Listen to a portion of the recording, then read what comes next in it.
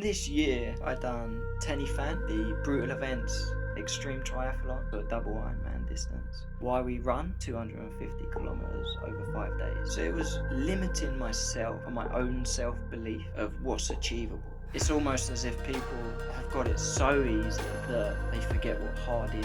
You don't know how long you're going to be healthy, you don't know how long you're going to be fit. So don't worry about failing. Dream big, and if you fall short, don't worry about it. Like, there's always tomorrow.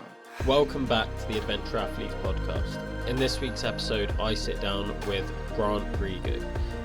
This year alone, Grant has completed the Tenifan Challenge. He ran 250 kilometers over 5 days with Why We Run, and he completed a double Ironman. In this podcast, we talk about self-belief and how not to limit yourself in what you think you can achieve, dealing with mental health issues and how he overcame depression, and a new perspective that I've not heard many people talk about. This is a super inspiring podcast. Just from editing this podcast, I'm fired up for the new year. Talking about the new year, Happy New Year everyone.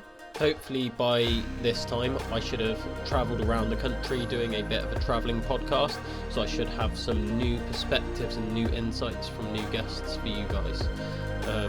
If you'd like, you can share your goals with us and just send them to us in a direct message on Instagram, on YouTube, Spotify, however you want to do it, and you might earn yourself a cheeky little discount. So feel free to message us and share your goals for 2024.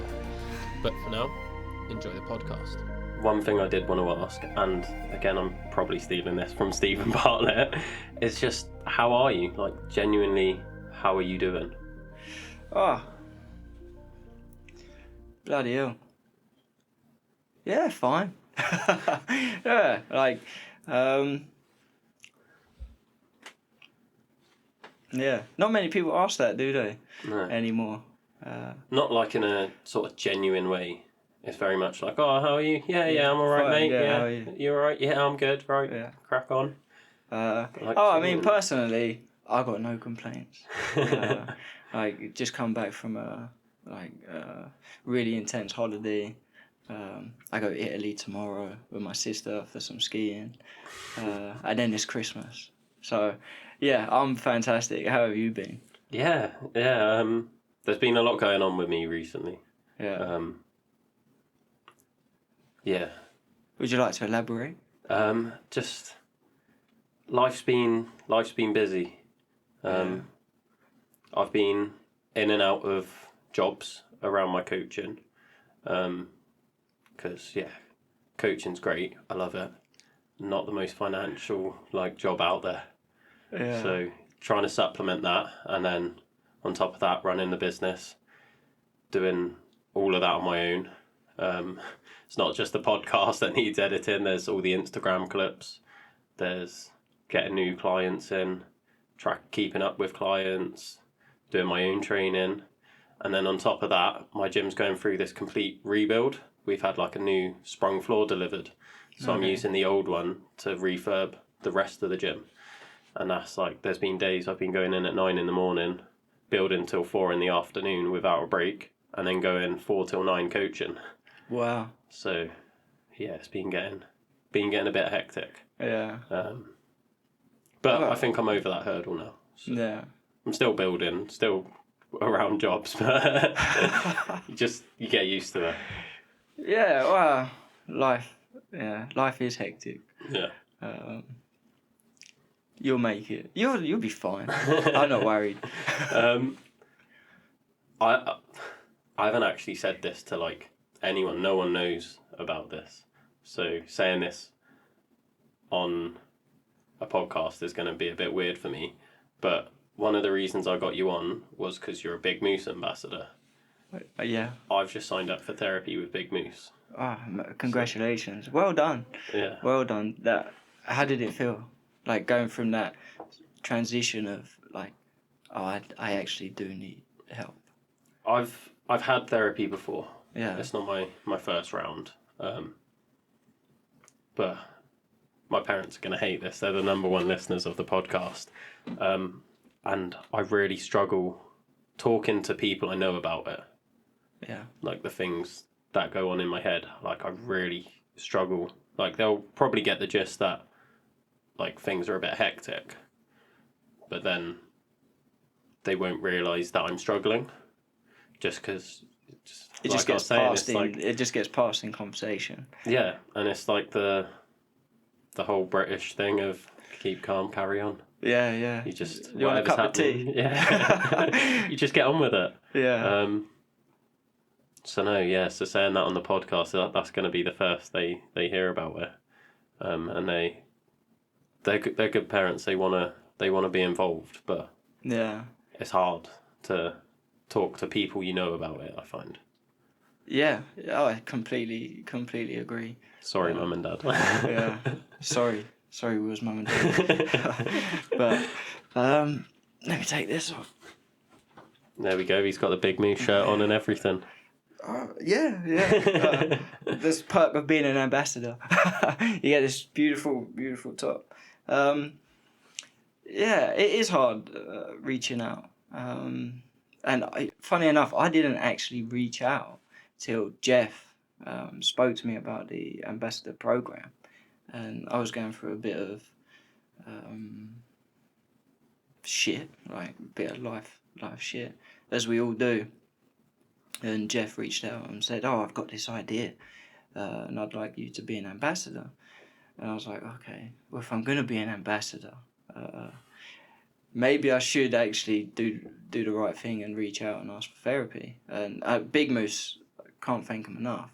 Within a few minutes of reaching out to Jeff and saying, "Look, Jeff, I really appreciate everything you've done and asking me to be an ambassador, but first, can I seek out some therapy?" And within no time at all, maybe within an hour, I got an email with therapists lined up, and we had our first session booked in a week later, and it was phenomenal. And I'm still in therapy now. We just had our 6th session last Tuesday, and I really can't recommend it enough. I think everyone is deserving of a little bit of therapy. Everyone needs it. It's very easy nowadays to internalize things and get lost in your own thoughts without that outside influence to sort of give you a different outlook on life and what else is available and what else is out there with mental health, eating disorders, everything, all issues we face. So good luck. I really, really hope that you get everything out of it that you want. And therapy, it's you get out what you put in. So the more you put in, the more you'll get out and receive back. Yeah. So, yeah. I learned that the hard way.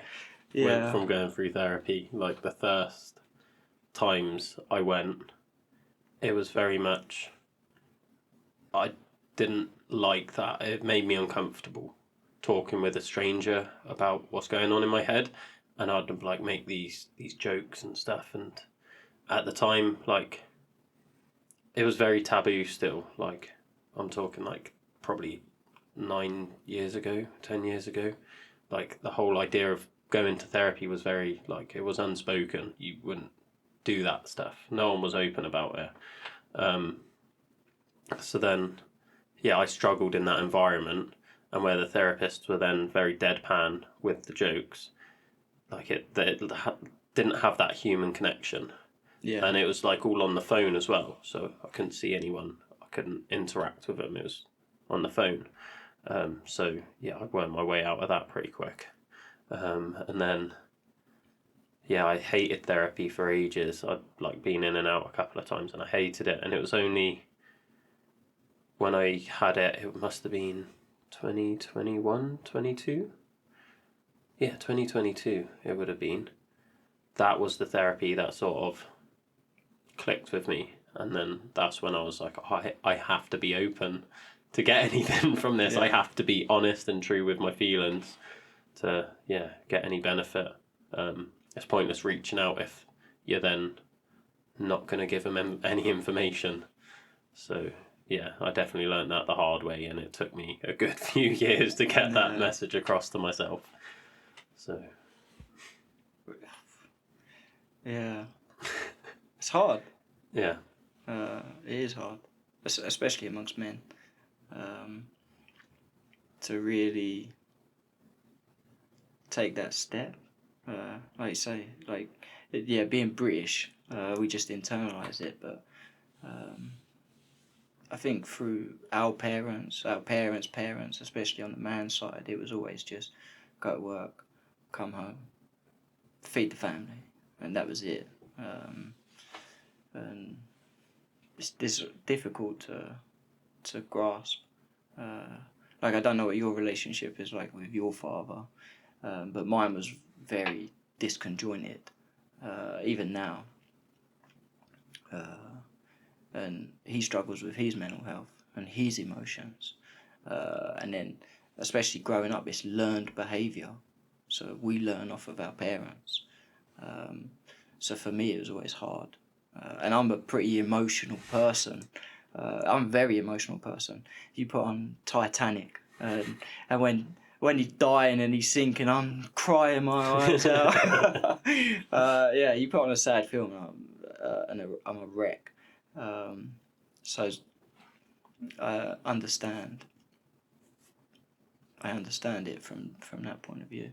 Yeah. I think it's hard these days, especially with there's a big rise, like we was talking when we was doing our pull-ups, in like stoicism, and it's like like bad things are gonna happen, crack on, and like everyone sees stoicism as this like emotionlessness, which it isn't. Like, it's just about controlling your emotions, but everyone's like, yeah, you've got to be emotionless, and then you've got all like these influencers like Andrew Tate, like depression's not real, Yeah. and it's like, okay, right, like you're constantly bombarded with that, and then there's these like kids, these teenagers, these boys that are struggling, and they're hearing this, and they're like, yeah, just get on with it, and it's Man like, up. yeah, and then it's like them being told to reach out is that this completely alien concept. It's like, oh, I'm not going to reach out, there's nothing wrong with me, just no such thing as depression, I'm fine. Yeah. It's just, yeah. I think everyone struggles with it in one way or another at certain points in their life. I think COVID especially brought out depression in people that probably knocked it on the head. Oh, it doesn't exist. I'm fine. But then COVID come along, isolated people, couldn't go out, you couldn't socialise. Yeah, you couldn't do anything apart from sit in your head. And sitting in your head can be the worst thing to do, because you just overanalyze and overthink every little detail in your head, and it can be, your mind has a funny way of going down the negative route instead of the positive route. So then you start comparing. Social media as well is fantastic for it. Like, people portray this ideal world where they look beautiful all the time. They're traveling the world all the time. But you don't see the 99% of their actual life. You see the 1% that they want you to see. And it's very easy as a child to look at that and, well, why haven't I got this? Why haven't I got that? And that in turn puts pressure on parents. They've got to, like, Christmas is around the corner. How many people are stressing because they can't buy their kid the latest iPhone, the latest iPad, the PS5, the Xbox? And it's all a farce now. Like, you're getting Christmas adverts in October. Like, end of October, Halloween's over. Right, Christmas. Like, spend your money. And kids get lost in it. What kids should be doing is going out and exploring, getting muddy, eating worms. Like, that's what I used to, like, what we used to do as a kid. You didn't have technology until we was 15, 16, and then it was like PlayStation was the new norm. And kids today aren't going out as much as they were. They're not doing sports. They're socialising on Xbox. They're socialising through a microphone. And it was exasperated through COVID as well. Then they're resenting their parents because their parents can't buy them the latest. Their kids just gone and got the latest Call of Duty. Well, I want the latest Call of Duty. I'm hard done by. And it's really unfortunate in that sense. It's almost as if people have got it so easy that they forget what hard is, and then you show them a little bit of hard, and they're like, "What?"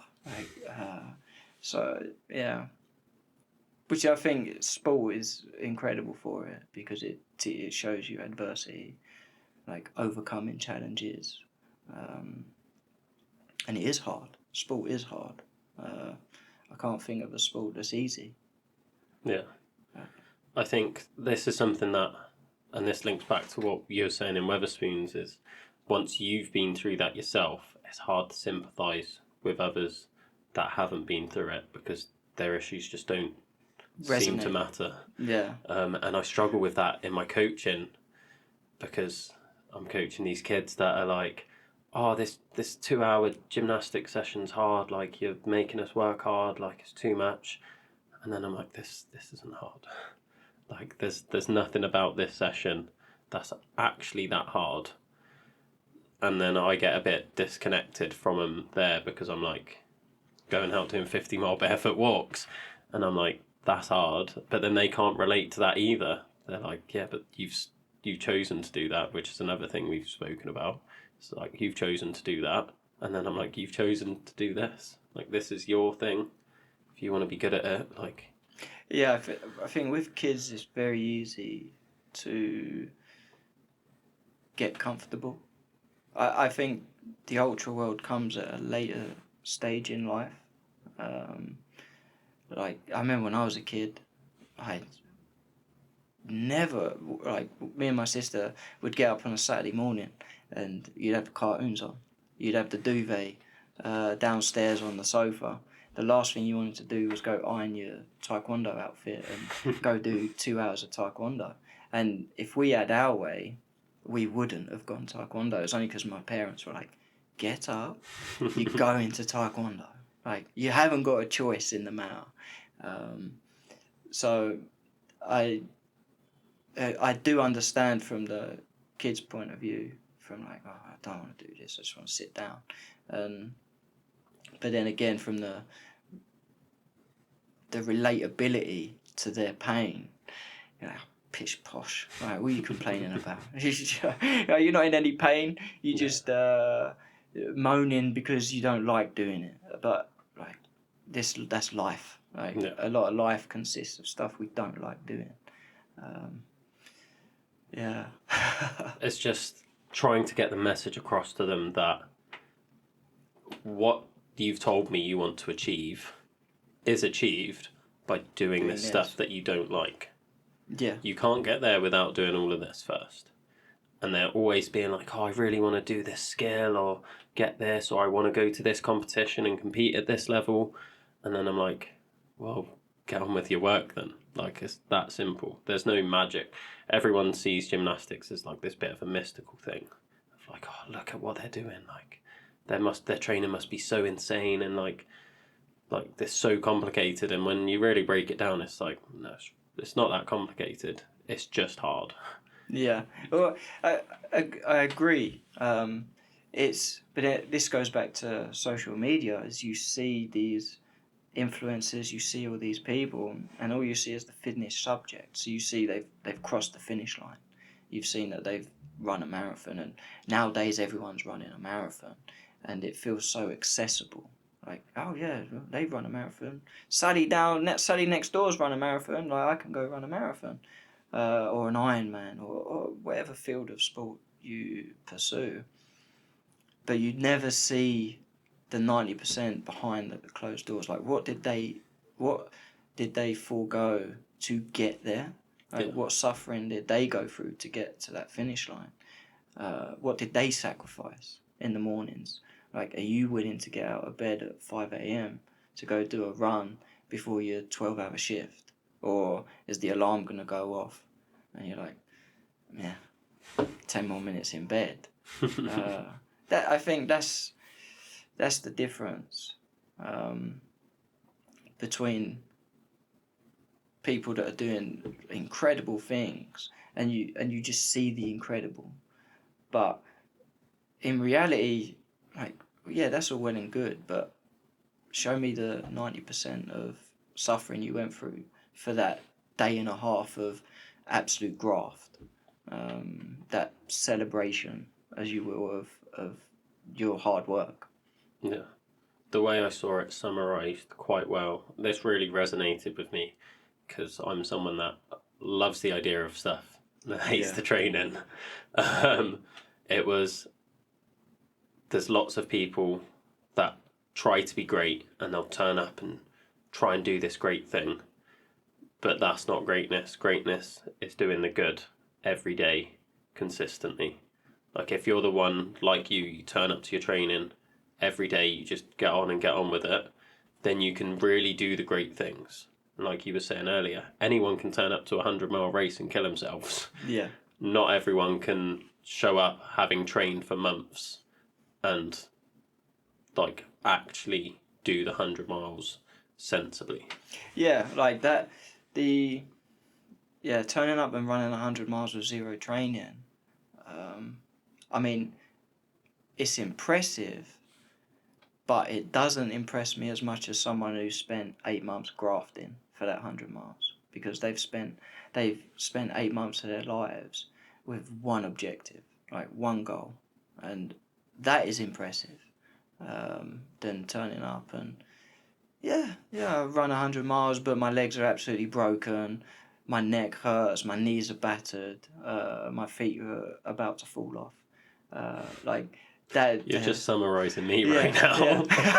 yeah. Just turning up to these events and leaving like, I did it, but I'm broken now. Yeah, now I got to go sit on a couch for 3 months and recuperate. It's all well and good being able to do that, but like you say, it's showing up every day, especially on days that you just don't want to. And we all have them. Like, I don't know anyone that wakes up every day, big grin on their face. Oh yeah, I can't wait to run today. We get days where you wake up and you're just like, I can't be fucked. I do not want to do this shit. You look at your training and you got X amount of hours on feet. They're the days that really matter. Like, really, really matter.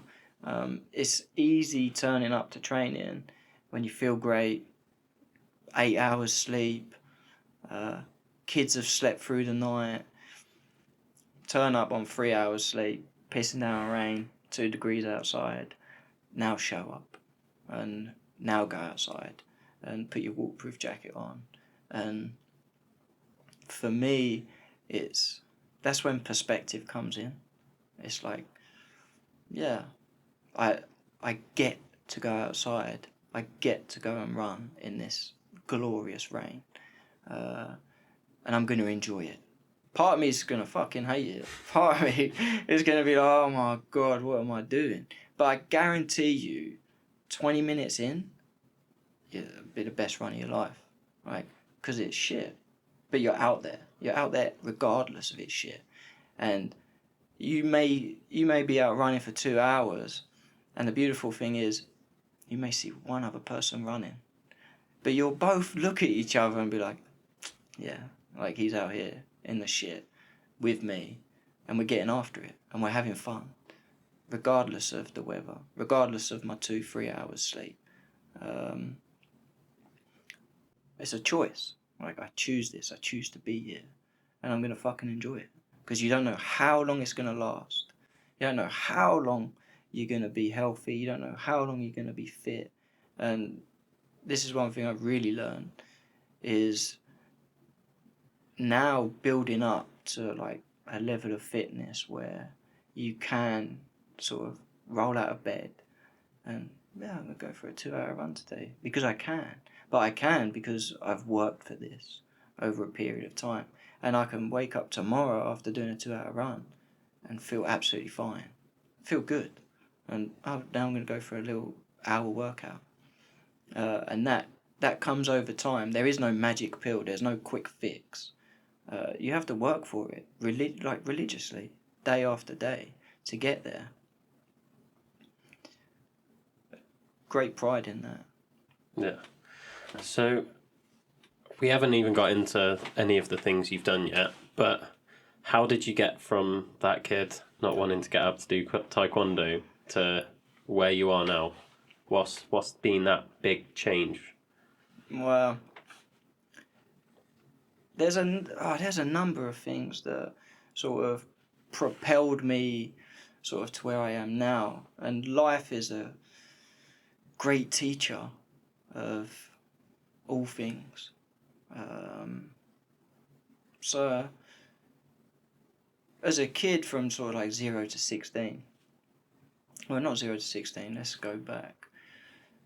So I was always, as a kid in primary school, like I was bullied, heavily bullied, like no particular reason. Kids can just sort of smell blood in the water, and I used to spend my lunch breaks hiding in the boys' toilets, and you know them crappy hair dryers, so you'd press the button and you'd just put your hand under. Like that's what I would do for an hour. I'd just press the button. Like that was my whole year at one point at school. Just because if I went outside, that was it. Like it was over. He was getting picked on. I just couldn't really cope with it. Home life was atrocious. So school was bad, home was bad. But you just sort of, well, that was it. You didn't really have a say in the matter. But you'd go taekwondo. And this was the crazy thing is, like, I was really good at taekwondo at one point. But it never transitioned to school. So you can imagine you're going to school Monday to Friday being bullied. And then Wednesday evenings and Saturday mornings you're going to taekwondo and like winning. Like you're winning sparring matches, you're winning tournaments. And I couldn't really relate to it. It was like I was two different people. And then secondary school come. So that was the majority of my primary school. And then secondary school come and I was like, fuck this. I was like, at this point I'm nearly a black belt in taekwondo. Like I was winning tournaments. And I was like, I don't have to put up with this shit anymore. So secondary school, I was an outcast in terms of didn't fit in anywhere. Like I didn't fit in with the geeks because I didn't really have the money to fit in with the geeks and PlayStations and Xboxes. So I didn't really relate to them. Didn't relate to the popular kids because my family were poor. So my parents would buy me school trousers that were 3 years too big. And then my dad would tie them up and sew them. But the awful thing is with that is once they're washed, the string that's used to sew it dulls. So then you just have this white string on these black trousers. Oh, it looks so bad. So I didn't fit in with the popular kids. Just sort of spent my time sort of migrating between sort of kids and adapting. A bit like a fucking chameleon. Yeah, sort of like I'd spend a few weeks here, but then I'd go taekwondo or air cadets at the time. As well as I got older, as I progressed. Which was good. Like I was pretty fit as a kid. Like I'd go to the air cadets, like fitness competitions, and it was really fun. But then because home life got really bad, I started rebelling. I didn't really like where things were going, so my parents kicked me out at 16. So I ended up living in a bedsit in Leighton at the time, going down like drugs, drink and fighting and being a typical teenage boy basically that was disconjointed. Like I didn't know what the fuck I was going to do with my life. I wouldn't say I was the smartest kid at school, just sort of floated by. And then my auntie and uncle give me a job application on the railway as like an apprenticeship, and I didn't know what was what. I was just like, yeah, okay then. And I applied for it. And one of the terms and conditions was that they had to take me in. So they was going to give me the job, but it was, you had to, you basically had to take him in for his apprenticeship. We're not going to employ him while he's living in a bedsit. Just didn't want to invest the money. So godsend. Like, they took me in. It took me off that path of where I was going. So I got on the railway. But that opened up a whole different can of worms in itself. So moved in with my auntie and uncle, bought a PlayStation, bought a TV with my first paycheck, bought Call of Duty. That was it. Like, I disappeared. My life consisted of waking up in the morning, playing PlayStation, going to college, coming home, playing PlayStation, going to bed. And that was, I had disappeared off the face of the earth. I had money, so now I was lazy, so I was buying takeaways. As you can imagine, someone who's not moving, eating copious amounts of McDonald's and Big Macs and KFC and Burger King, the weight piled on. So I started getting bigger and bigger, and my cousins always said, like, you disappeared in September, you came out in February like a completely different person. I was getting pretty podgy. Then I hit 18, started drinking, as you do. It's typical. Go out on the weekends, go clubbing, go Southend. Oh, what a dive. What a place. So you start putting on more weight. Then everything was shit at the time, because now work, like, fast forward a few years, and now work is repeating what happened at school. So where I got really big, like, you'd go to work, and it was shift work, so it was like nights, days, weekends, and you'd spend your days going to work being called the fat cunt, the lesbian, like, and that was it. Like, you fucked up at work, fucking idiot.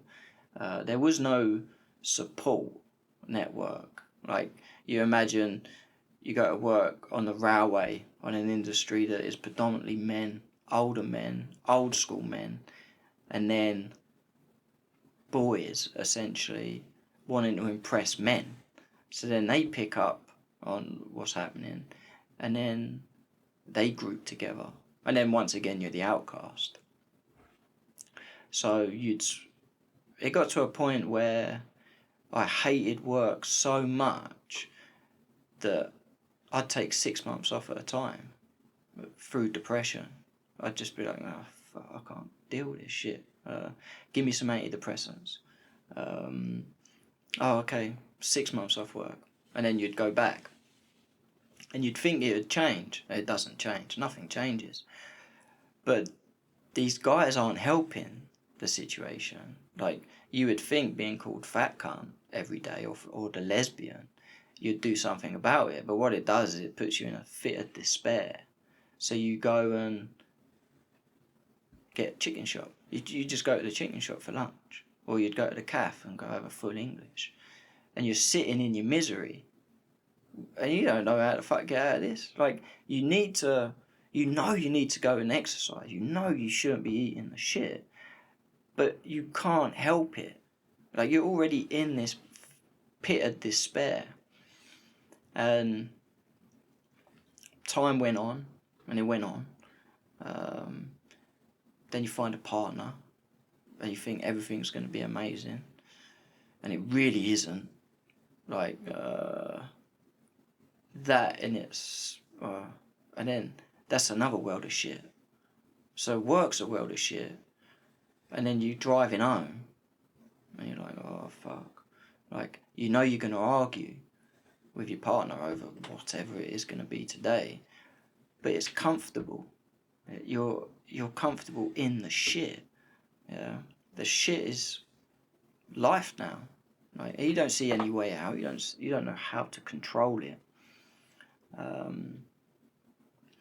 And I made a conscious effort to quit work. I was like, I can't live like this anymore. So I went self-employed, still on the railway, but I left the depot and I went self-employed, and I went as a line of route technician. So it basically consisted of sitting on trains. If they failed, you'd fix them in service. And I moved out of Basildon at the time, moved to Ipswich with my then partner. But I didn't deal with anything that was going on at home. So work had changed, but my environment at home hadn't. And it was a disaster. I thought by moving to Ipswich, everything would be absolutely fine. And my self-loathing that I had was portrayed onto others. Like, I hated myself. So I would take that frustration out on others because I didn't know how to deal with it. I didn't know how to cope with these emotions that I was feeling. My partner left me. And now it's like, it hurt, but it was understandable. It was like, yeah, I understand why. Because the relationship had got toxic. It was horrible. It got to the point where you wanted to go to work because you didn't want to be at home. And then you'd pray that they was at work so you didn't even have to bump into each other. And then my dad sat me down. He was like, Grant, like, you're fat. He's like, you drive an hour and a half to work. You sit on a train for 8-10 hours. You drive an hour and a half home. Then you sleep. Then you get up. You do nothing. And then you drive an hour and a half to work. He says, rinse and repeat, rinse and repeat. It's like, this ain't getting any easier for you. Like, this is a one-way road. And I was like, yeah, like, you're right. And it got to a point where I was struggling to tie my shoelaces. Like, you couldn't bend your leg to tie your shoelaces, and you was getting out of breath. And I was like, okay, shit's got to change. So I joined the gym, as most people do, just join the gym. I didn't have any real direction of where I wanted to go. And went to classes, which I've really struggled with because, believe it or not, I'm a massive introvert. Like, I prefer being on my own. I struggled talking to people, making conversation, and forced myself to go to the class, and it was good. Like, endorphins, like, you know what it feels like, and you finish a 45-minute class. Enjoyed it. Then went for my first 5k run, and it was a disaster. Like, it was an absolute disaster. This was after a few weeks joining the gym. Went for my first 5k run. It was like 40 odd minutes. Slumped down into the couch when I got home. I was completely heartbroken. Ordered myself Chinese, as you do, like spicy shredded beef, some rice, and I sat there in my misery, and I was like, what is going on? Gave up the gym for a period of time, and then you found yourself sitting at home. So you'd still go to work, but then you found yourself on your days off sitting at home, just playing PlayStation all day. That was it. You just 8-10 hours a day play PlayStation. Super depressing. So I was like, okay, let's go again. So I went back to the gym. Then sort of found a rhythm. Like, I've made some friends, and they would always go to the same classes every day. So I would go to the same classes as them just to have that sort of comfort. And then one day, I was playing, like I was doing a tennis class. It's a bit of cardio and a bit of fun. And the tennis coach had run a half marathon on the Sunday, and he was like buzzing, absolutely buzzing about it. And I'm someone who sort of feeds off of energy, and like if I see someone really happy about something, I want to know why they're happy, and I want to feel what they feel.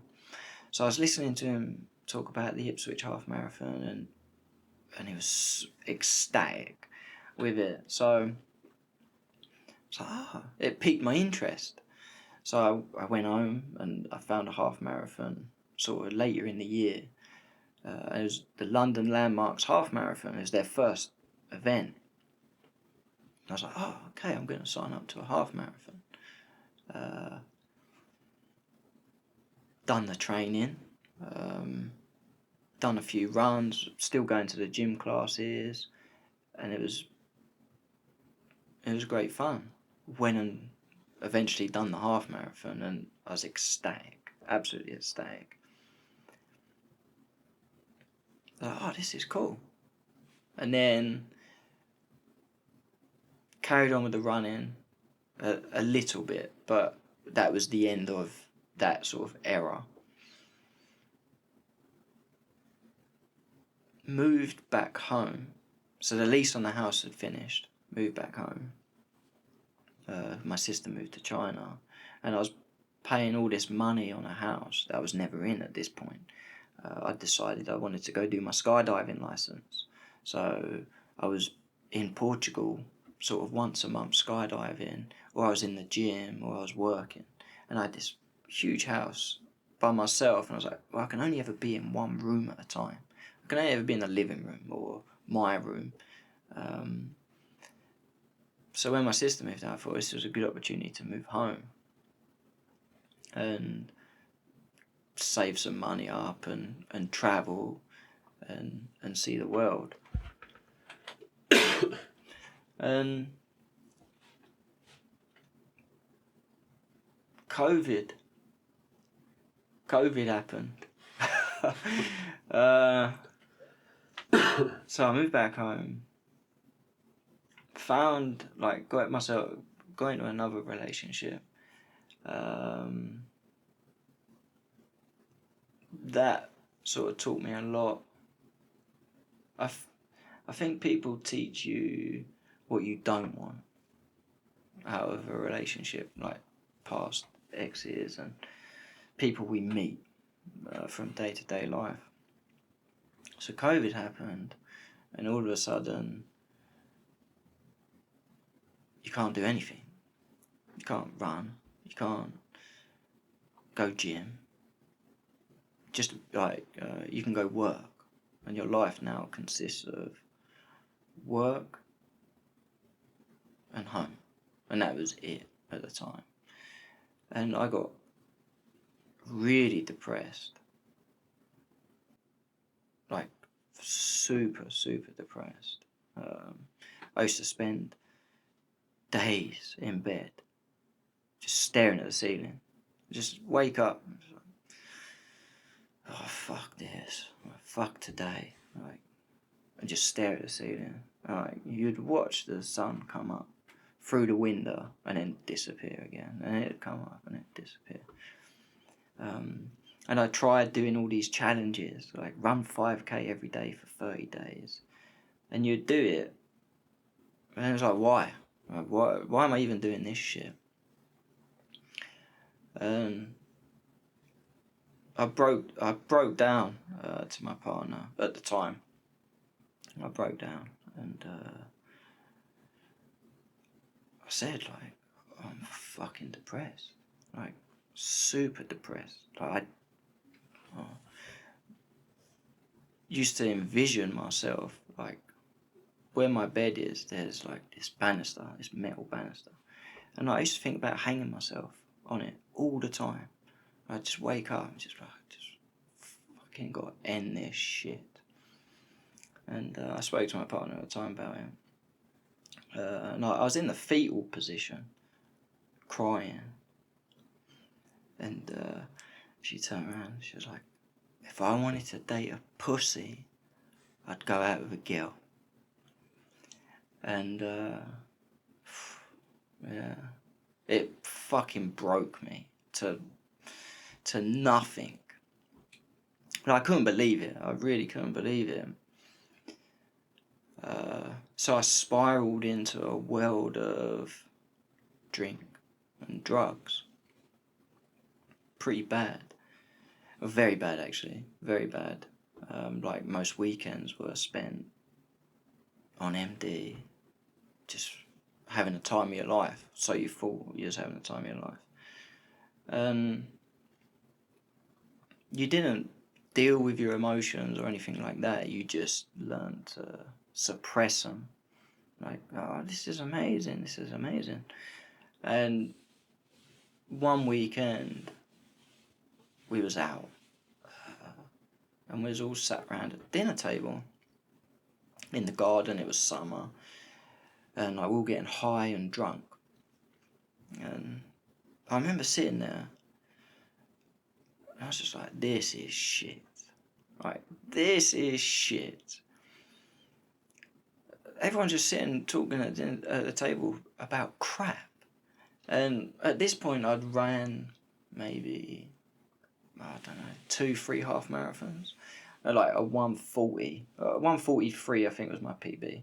And I remember spouting like this bullshit, like I'd achieved the world's greatest achievement. Like, yeah, I've run a half marathon. But I'd run a half marathon like a year prior. Like, I hadn't actually achieved anything. And the following day, like, Nala, my dog, was howling to go for a walk. Right, it was this glorious, glorious day, Sunday. And you're sort of getting over the hangover of getting home at 6 a.m, absolutely wasted. And Nala's howling because she wants to go for a walk. And, like, we're just palming her off. Just like, go away. Like, we're not taking you out. And it was at that moment, I was like, I can't live. I cannot do this anymore. Like, something has to change. Like, I hadn't achieved anything. I'd run a half marathon and I'd lost a little bit of weight. But I was banging on as if I'd achieved everything. Like, I'd made it in life. Like, I'm working, I'm in a well-paid job, I'm surrounded by friends, getting pissed on the weekend, doing drugs. Like, this is my life. And that Sunday I decided that was not my life anymore. Like, I cannot do this. Like, I'm going to kill myself. So, a week later, signed up to my first half marathon. And, yeah, then it stemmed from that. It was like half marathon into half marathon into half marathon. And one thing that mental toughness and mental resilience can be really pulled upon from hard times in life. So when you're struggling in a race, one thing I feel is, like, I've chosen, like we said about this, like, I've chosen to suffer for myself. Like, back then through COVID and through being bullied at work, being bullied at school, like, that was suffering at people's hands and through other people inflicting pain on me. And I managed to pull through. Like, I managed to get over it. So now I'm inflicting pain for myself to see what I can achieve for me. And mentally, it hasn't even come close to where I've been. So now it's chasing that mental pull that these ultra endurance events they bring. Like, they bring that mental battle. And yeah, I think it's fucking fantastic. Can you list some of your achievements then, now that we've got the backstory? Because, Uh, even just this year, looking through your achievements this year, which I know you don't think they're massive achievements, but, for most people, it is insane. well, I mean, this year I done tenny fan, so it's up and down penny fan 10 times. So I done that. I done the In less than 12 hours, I might add. yeah, okay. I done it in less than 12 hours. I done the brutal events extreme triathlon, the double distance, so a double Ironman distance, and then Why We Run, which is a charity event for Big Moose, and that's 250 kilometers over 5 days. So you run 50 kilometers a day for 5 days. So that's this year. It wasn't as much as I wanted, but That's I was smart. quite a year. It was a good year. It was a Tenny good year. fan, a double Ironman, and a 5-day ultra event. Yeah, which was 4 weeks after the double Ironman. Yeah, which was great. Yeah, even just that in itself is insane. Most people would be happy with doing one of those events in their lifetime, and you've done 3 in a year. Yeah. One thing I realised was, so when I would sort of come out of my phase. I say come out of my phase. We all go in and out of phases. It's non-stop. I wouldn't say, there is no quick fix. There's no, oh, okay, I'm healthy, it's over. There's times where you dip back into them moments. But going back to the half marathons, so doing the half marathons, I was always petrified of a marathon. It was this big hoo-ha, oh my God, a marathon. And I always shied away from it. And then in 2022, at the start of 2022, it was like, okay, I'm going to do a marathon. And finish the marathon. And it was like, oh, that wasn't so bad. So it was limiting myself on my own self-belief of what's achievable. What do I perceive to be achievable? And I realised I'd wasted so much time hanging on to a half marathon, thinking that that's all I could achieve, that when I finished the marathon, it was like, oh, that wasn't so bad. Okay, what's 50k feel like? Yeah, that was good. What's 100k feel like? Okay, what's 100k at sub 12 hours feel like? What does 250k feel like? And that was my year last year. It was always just pushing and pushing and pushing. And I was like a kid in a toy shop. I was always online. What race can I do this weekend? What race can I do this weekend? And you were signing up to everything running related. As you can imagine, I got injured. Why We Run, the first installment, November 2022, and it wiped me out for 5 months. But ever since then, it's just been what can I achieve mentally without putting a limit on it? So don't worry about failing. Dream big. And if you fall short, don't worry about it. There's always tomorrow. There's always tomorrow to get up and go again. But how are you ever going to know what you're capable of sat at home playing PlayStation? Or spending 20 hours a day at work chasing a career? I really believe that everyone should have a fitness goal a year. Everyone. I think because it teaches you so much about yourself that life can't teach you. Only through hard work and overcoming that challenge in the moment. How are you going to feel? And the beautiful thing with running is it's relative.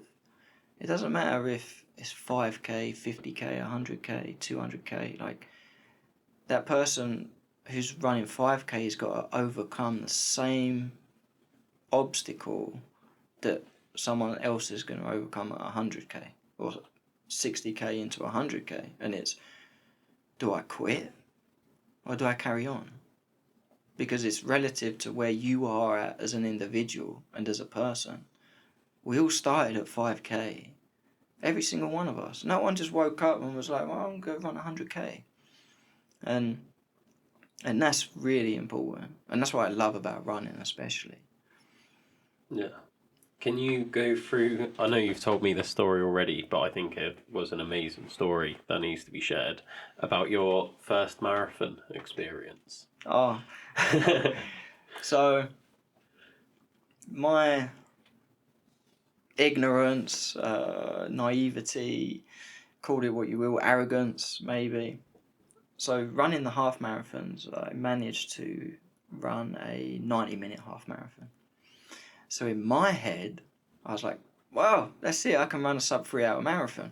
And I didn't really understand what a sub 3 hour marathon was.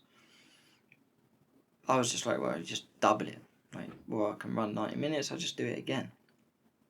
So I signed up to Manchester Marathon in November, and then I was farting around, and I see that Brighton Marathon was a week later, and I sort of asking myself, oh, I could run 2 marathons a week apart. So I signed up to Brighton Marathon, and my dad especially was like, what are you doing? This was another influence as well, actually, before I get on. So my dad has always taken the easy road. It's always been the easy option. If everything's too much trouble, he won't do it. If it's too much ag, he won't do it. If I wanted to drive 2 hours to the Peak District just to go spend a day hiking in the mountains, oh, what are you doing that for? What do you want to do that for? It's way too much effort. And one thing I've learned is some of your greatest experiences will come from a little bit of effort. So when my dad said it was a dumb idea, I signed up to Brighton. I was like, yeah, I'm going to do 2 marathons. And so fast forward, I didn't have a coach. I sort of trained to feel. So if I woke up one morning and was like, yeah, I feel okay, let's go run 10 miles. The next morning, okay, let's do 10. Or, okay, I need a day off. And that was literally my training leading up to both the marathons. And a few weeks prior, I ran a 90-minute, well, a 1:26 on a Saturday and then a 1:29 on a Sunday. So in my head, I was like, well, I'm done. Like, I can run a sub 3 hour marathon. So we get to Manchester and I'd booked up the YMCA the day before. And the following morning, it's surrounded by runners. Like, there's runners everywhere. They're all eating their porridge and their bananas, and I'm sat there with my 2 bananas, douse them in honey, eat them, electrolyte drink, and I'm like, I'm ready to go. And everyone's talking about their goals and what they want to achieve. And eventually the conversation got round to me, and I said, oh, I'd like to do a sub 3 hour marathon. And they all sort of was like, yeah, okay, whatever. And a few of them were from Brighton. And I mentioned that I was running Brighton the following weekend. And they said, oh, so what one are you choosing then to be your sub 3 hour marathon? And I turned around and went, well, I'd like both of them, really. And they all laughed and called me stupid. And it was like, it's impossible, like, you can't do it. And I was like, oh, okay, sorry. Bit, well, intimidated at the time because I didn't know what to expect. Fast forward, run Manchester at 2:57, like 2:57, 16, 18.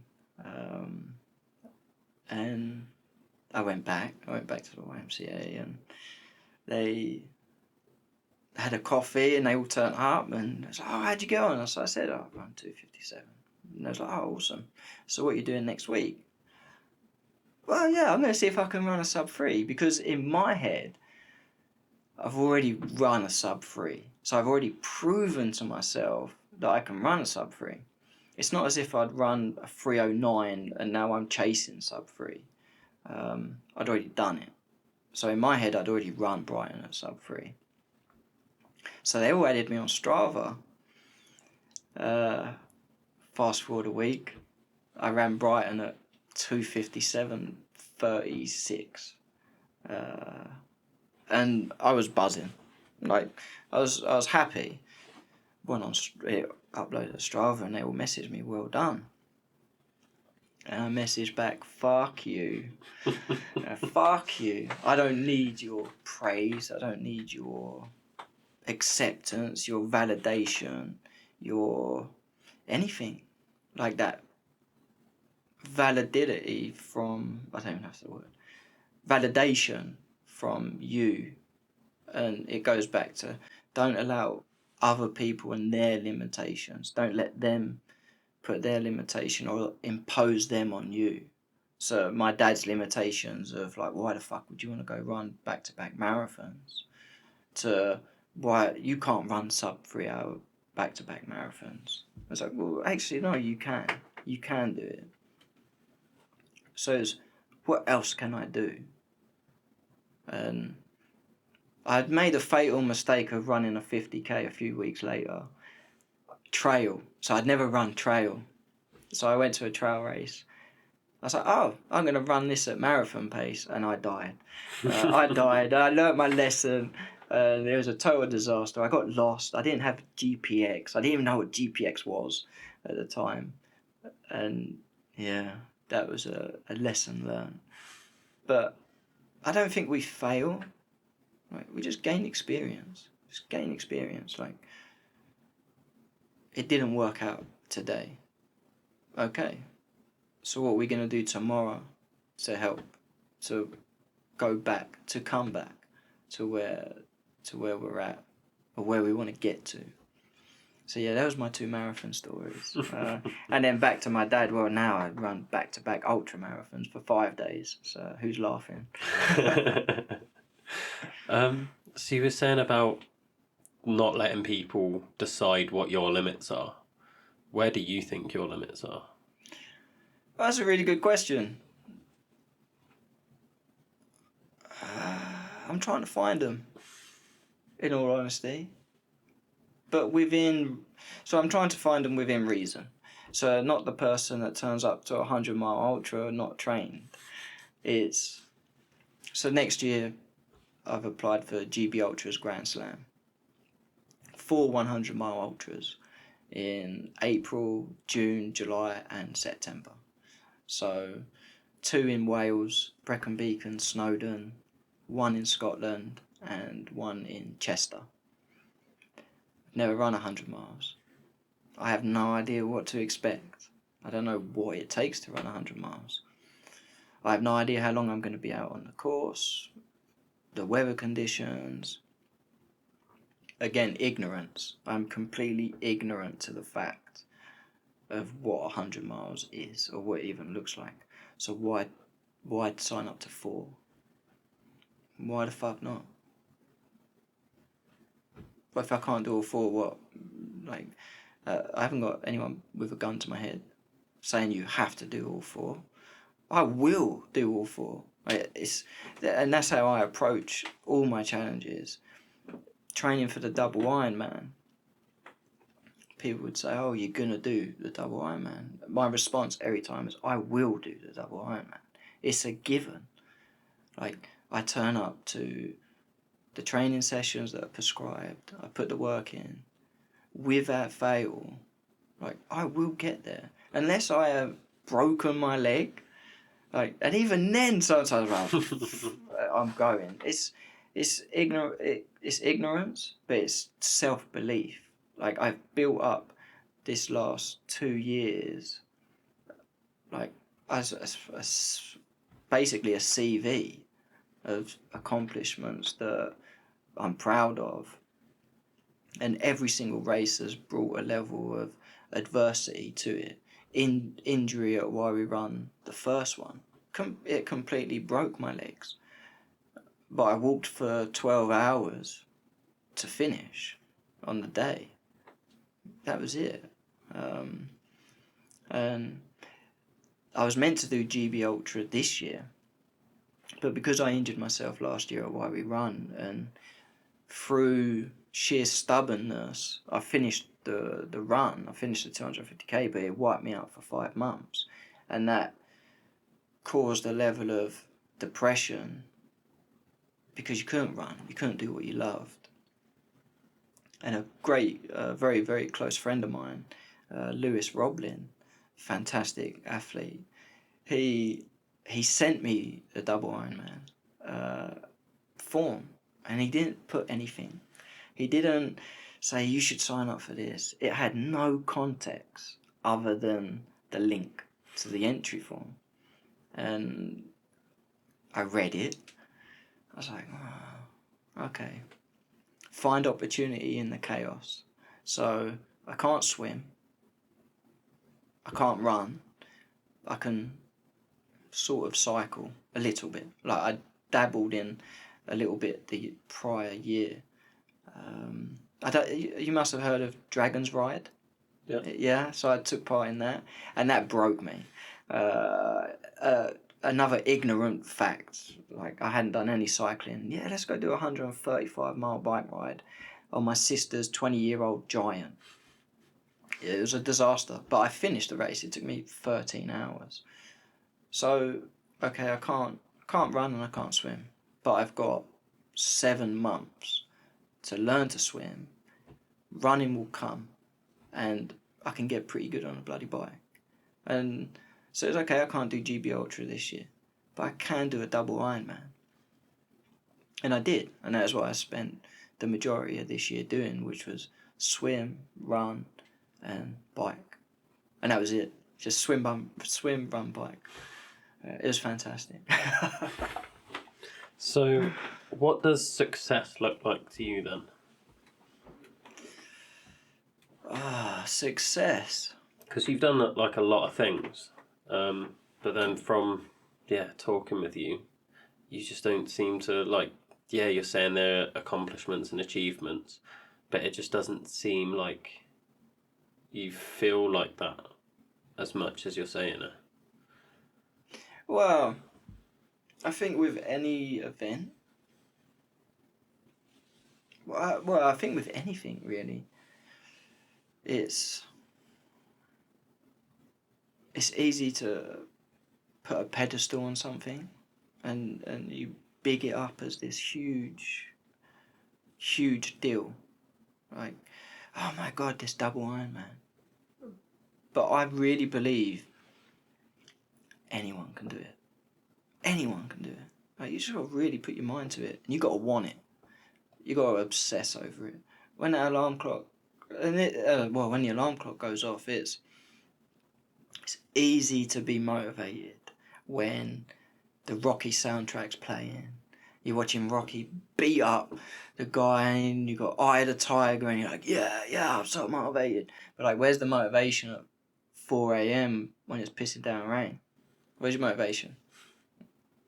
Fuck motivation. Like, don't even think, like, don't rely on it. You got to rely on what you're working towards. And they're all mini successes, but they're all stepping stones for me at the minute. Or I feel as though they're stepping stones. So the events last year, like, you don't lose them. They contribute to the following year. Like, you're building that foundation in the body. You're building the skeletal foundation of where you want to take it mentally. The body's got to catch up to it. Especially for me, I've only been in the sort of industry 2 years. I'm very young, very stupid, naive, arrogant, ignorant. I'm all of them. I am all the emotions. But it does help. It really does help. Like, naive enough to start, stubborn enough to finish. I love that quote. Success, I mean, what is success? Really? Like, what is it? Like, we spoke earlier about, traveling, fitness. Oh yeah, it's success. But is it? I mean, I live at home with my mum in the loft. Like, someone would look at that and go, that ain't success. Like, you need to, where's your mortgage? Where's your children? Where's your wife? That's success. Depends what eyes you're looking through, really. Everyone wants different things. For me, I don't know what success is at the minute. I just know that what I'm doing makes me a better person as a whole. I know by going to this. I know by turning up for a run when I don't want to turn up and run makes me a better person. I know completing a double Ironman makes me a better person. I know turning up for GB Ultras makes me a better person. It teaches me stuff about myself that life doesn't.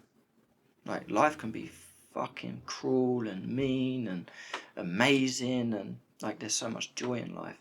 Running does all that as well, but it condenses it in a 30-hour period. You'll experience extreme highs, and the lows are just as bad, if not worse. But I look forward to them. Really, like, when it comes and the nitty gritty comes, oh, I come alive.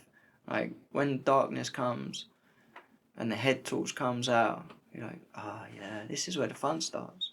Like, this is what I come for. Why else would anyone sign up to a 100-mile race? Like, we're all the same. We all chase that feeling, that emotion. And the sad thing is, it's fleeting.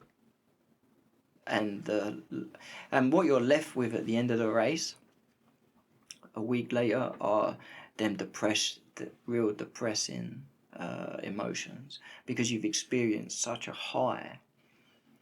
I've probably gone off tangent here.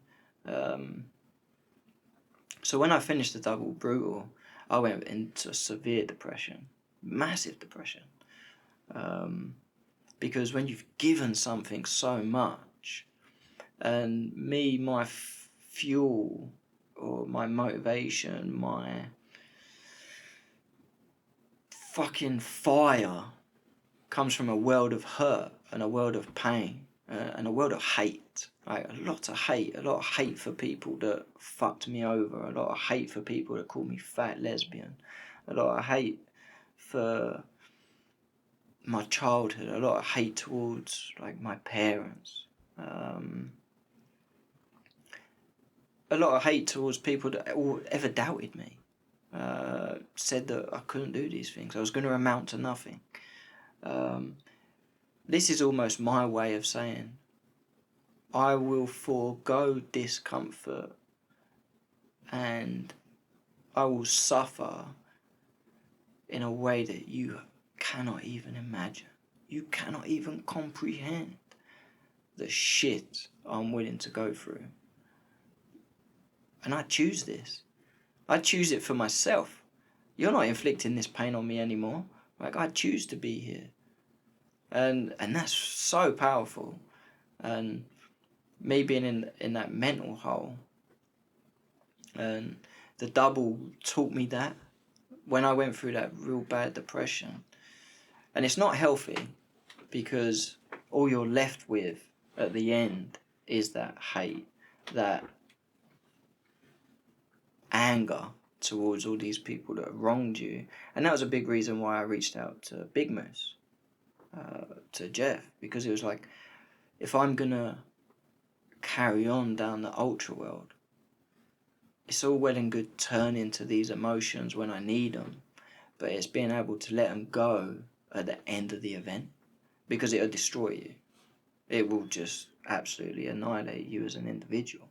You can't go through life hating the world, and being, it'll be a lonely place.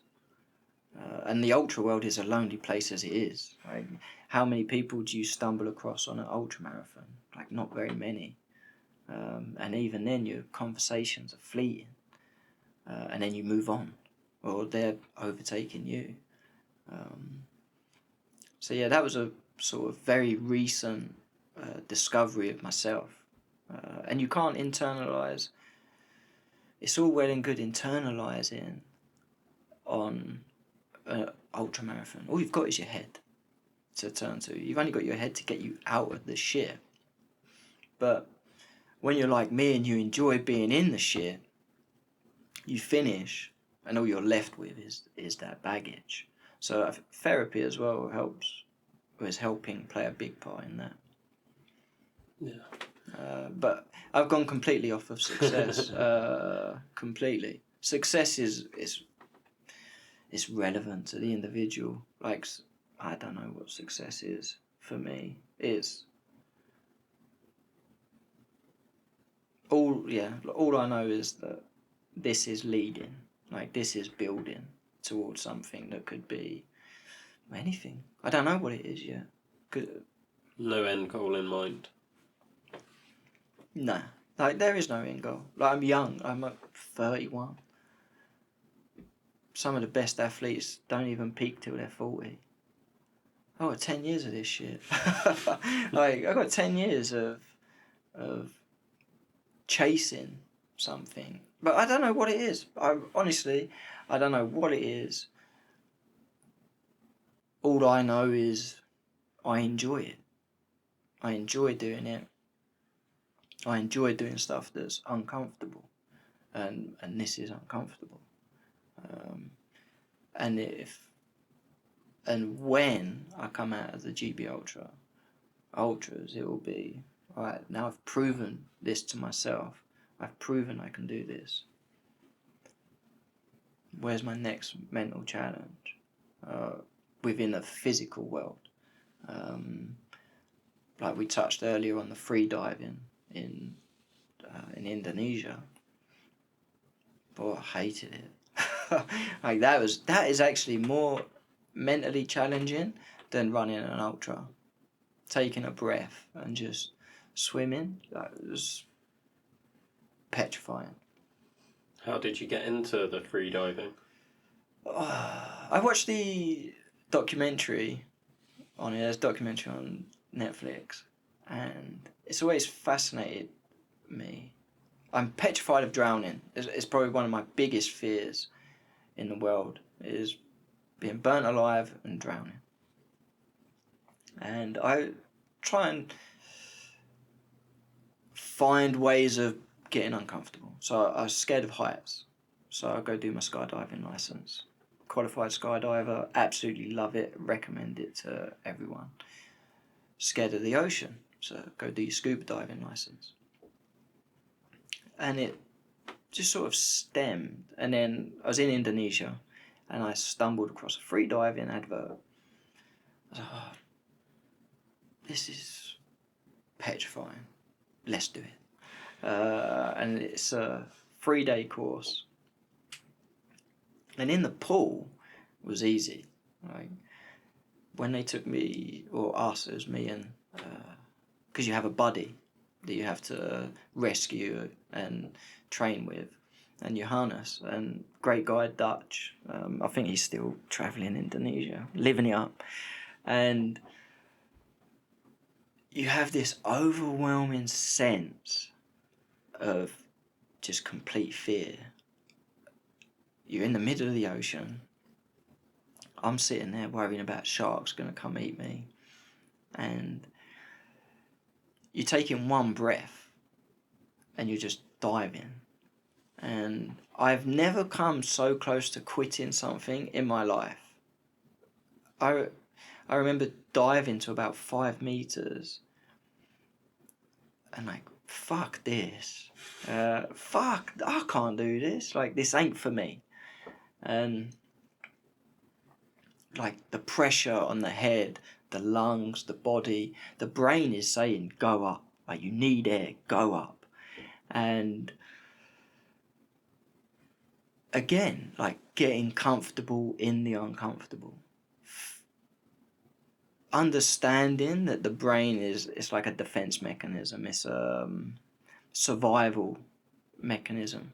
Go up for air, you need to breathe. And it's understanding that, no, you're okay. Like, you don't need to breathe. And yeah, overcoming that was really tough. Actually, really tough. And I don't think there was any one point where I felt comfortable doing a dive. And it got real sketchy when you got to go rescue your buddy, because now you're worrying about them, but you're almost panicking internally because you're like, oh, what if I can't get down there? What if I can't get down there and rescue him?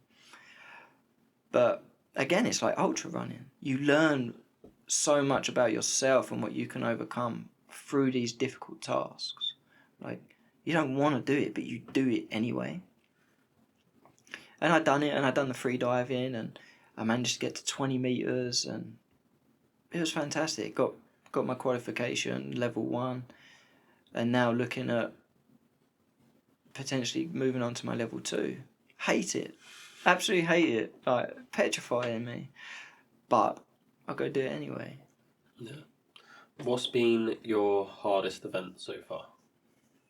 Would you say it's the free diving? Because that sounds like the most challenging mentally. Mentally, probably the free diving. Last year, I took part in Wales Ultra X Wales 250, and I remember that was disgustingly brutal. Incredible, absolutely incredible, but there was one time, I think it was day 3, and I'd never done a multi-day ultra. I didn't really know what to expect. Again, ignorance. The furthest I'd run was 100k. So in my head, it was like, well, look, if I can cover nearly half the distance in one day, surely I'll be able to cover 250 over 5. And there was, so you don't really get any signal in Wales. It's like the middle of nowhere. And do you know Cadra Idris? Yeah. Yeah, so you run 28 miles and then you summit Cadra Idris. And it's like stairs. Hadn't spoken to anyone for 2.5 days, and my friend rang me, and I answered the phone. I had my headphones in, and I answered the phone, and all she said was, "How you feeling?" Oh, I broke down in tears. So, like, as you can imagine, I'm marching up Cadra Idris. How is it? And I just started crying. I was like, this is so hard. Like, this is so hard. And it was brutal. It was so hard. And so many times I wanted to sort of just perch myself up and go, fuck this. Like, why am I here? And it always boils down to the why. Everyone says, like, why? What's your why? What's your why? And I was smart enough this year to get a coach. And my coach sends me a template. And the first thing is why. It's like, have 5 whys. So when the first one fails, turn to the second one. When that one fails, turn to the third.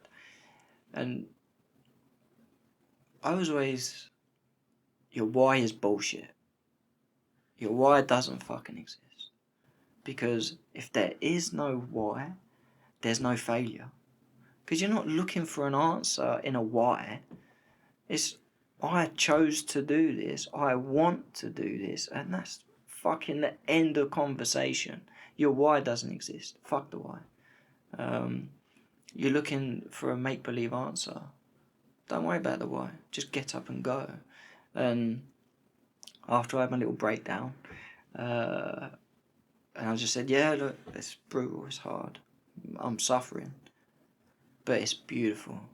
Like, absolutely beautiful. Never been up Cadra Idris. Everyone was panicking about the elevation in the morning. I hadn't really dealt with elevation, so I didn't know what to expect. But why worry about elevation? You've got to go up it anyway. But everyone's panicking in the back of their mind. Oh my God, what's coming? We've got X amount of meters to cover. I was completely oblivious to the fact. It was like, got to a checkpoint. Oh, you're going up Kadra Idris now? Oh, am I? Oh, okay. Awesome. Like, I didn't know what was coming. It didn't matter. It really didn't matter because I had to get up it. And there was no why. It was, I wanted to do this. I wanted to see what 250k felt like. I wanted to do this race. It was the hottest week of the year. And I told myself, it's the hottest week of the year for a reason. Like, this was meant to happen. Yeah. It was meant to happen for this reason, to push you. And it pushed me. And I'll forever be grateful for it. And every race pushes you. Like the sub 3 hour marathon, it pushes you in a way of, you get to mile 20 and you're still trying to hit the 6 minute 50 mile. And the body's like resisting. But the body will do what the mind tells it to do. Like, you fucking pick your legs up, mate. Like, we're going. So yeah, the why. Fuck the why. Yeah, fuck the why. There's only do. As Yoda says. Do or do not, there is no try. Exactly. I really wasn't expecting a Yoda quote today. I love Star Wars. You seem to be very introspective. Like, that's what I'm picking up on a lot. You sort of pick apart what's going on in your head in these events and you extract lessons from them. What would you say is the most important lesson you've learned from doing the things you've done?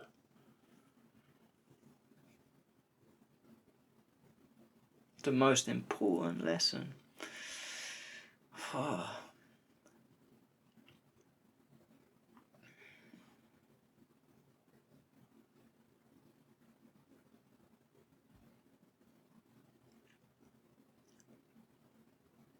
We can do hard shit.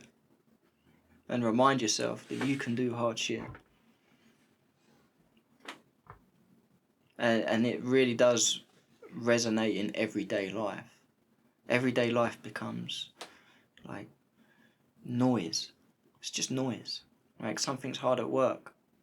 Look, if I can overcome this at this moment in my life, in this race, 28 miles in, dehydrated, run out of food, oh my God, what am I going to do? Then this ain't so bad. Right? We're going to get through this. That, I think, is a big lesson with ultra running, is it does translate massively into that. But lesson, I don't know.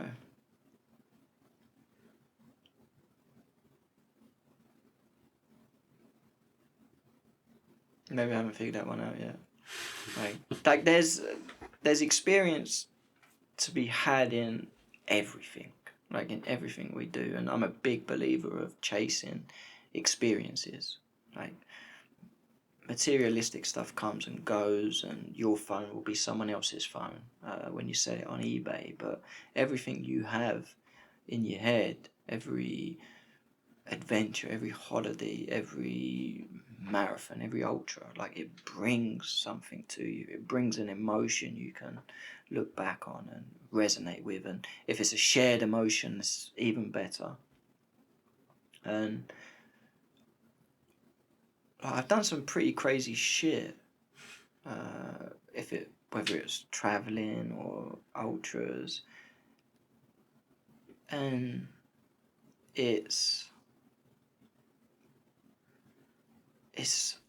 that is what you're going to take to your deathbed, ultimately. And you should always pick that. You should always find opportunity, and never turn it down because it's too much effort. Like, I got up at 4:30 this morning and drove X amount of hours to come here from London. Like, so it's time. Like, it's 2 episodes on Netflix. It's like when people say, oh yeah, I couldn't go do 30 minutes. Why? It's an episode of Simpsons. I break everything down to Simpsons. Like, it's an episode of Simpsons. You couldn't get up and go run for 30 minutes, and you'd be back for the ending of The Simpsons for 5K, and you'll feel way better than what you did sitting there watching your episode of Simpsons or whatever it is you watch. Unless it's Star Wars. I'll pick Star Wars all day long. But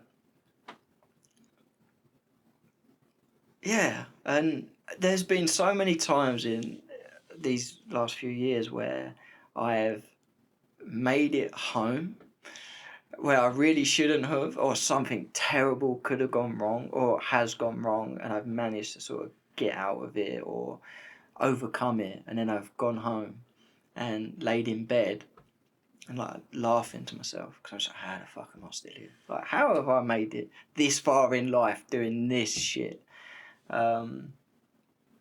Like, one of my fondest memories is I went to Iceland New Year's Eve for a week. So I've done a fair amount of travelling by myself because I think being by yourself is important. Like, I go through periods where I'll go to a real nice restaurant and by myself I'll take my iPad with me, and like I'll go sit in the corner and I'll just have a real nice dinner by myself and watch a film. And people look at you like you're crazy. I'm like, no, this is awesome. But yeah, going to Iceland, I was there a week, and on my last night, I had a real early flight home, and I was sitting there in bed. I was like, what the fuck am I going to do? And I'd scouted off this natural spring at the top of this mountain earlier in the week. So I had this shitty Hyundai i10, and I got it stuck out there as well, and a Latvian couple come and rescued me. It just dumb luck. This 4x4 was driving past as I was stuck. I was like, please help me. And they helped me, and it was amazing. But back to this. So I was like, I'm not spending my last night in Iceland sitting in bed waiting for the clock to tick by before I can go get on my aeroplane. So I packed my stuff, checked out the hostel early, and I drove to the base of this mountain. I got to the base of it. It must be about 11 o'clock at night. No one there, like nothing. And I was petrified. I was shitting my pants. I don't know what's in Iceland, wolves, like wildlife or anything like that. And I was like, I'm going to the natural spring. So I got to the natural spring. So I hiked 2 hours up this mountain, pitch black, had my phone torch, completely ill prepared, and got stark bollock naked and got in the natural spring. It's like minus 15 out, covered in snow. It's like this 40-degree spring. And I laid there for 2 hours, just staring at the night sky, just laying there, just like soaking it all up. And that was an experience I experienced by myself. I didn't experience it with anyone. And some of your greatest experiences can be by yourself. There's nothing wrong in that. And that is one of my fondest memories. And it wasn't with anyone. Like, it wasn't with a partner or with a friend. It was like I made an active choice to go seek out something that was petrifying, like walking in the pitch black up a fucking mountain. No one knows I'm up there. Anything could go wrong. But it was amazing. And then, 2 hours passed by in a blink of an eye. I got dressed, I hiked back down, I drove straight to the airport. It was like, and I can look back and be like, that's how I spent my last night in Iceland. And it was absolutely phenomenal. And I encourage everyone to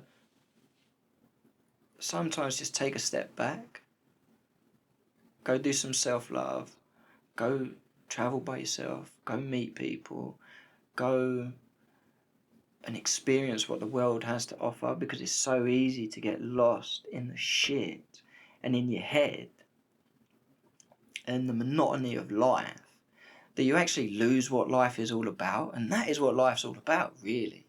Like, fucking have fun, like, and experience what it has to offer. It's not all doom and gloom like we think it is at times when we're stuck in our head and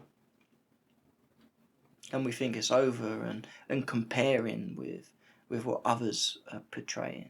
Like, good for them, but this is what I'm doing. And be grateful.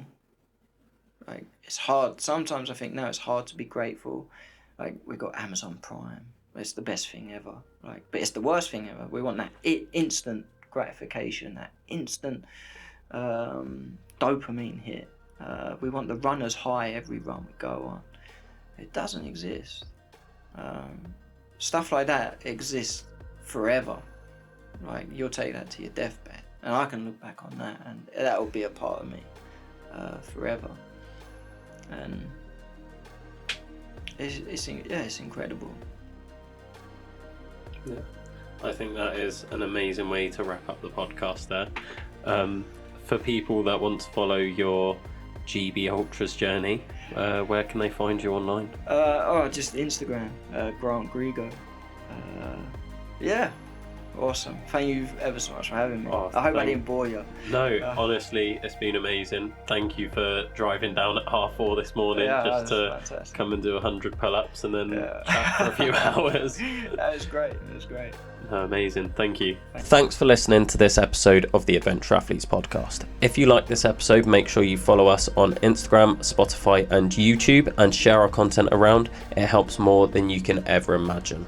Now, if there's a person in particular that you want to hear from or a topic that you want us to cover, just drop us a message, let us know in our DMs, and we'll make sure we try and reach out to the relevant people to cover that topic for you. We're always trying to make content that you guys want to listen to.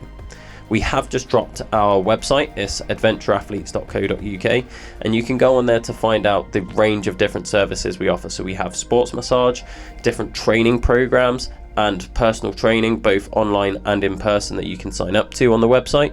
So make sure you go and check us out at adventureathletes.co.uk.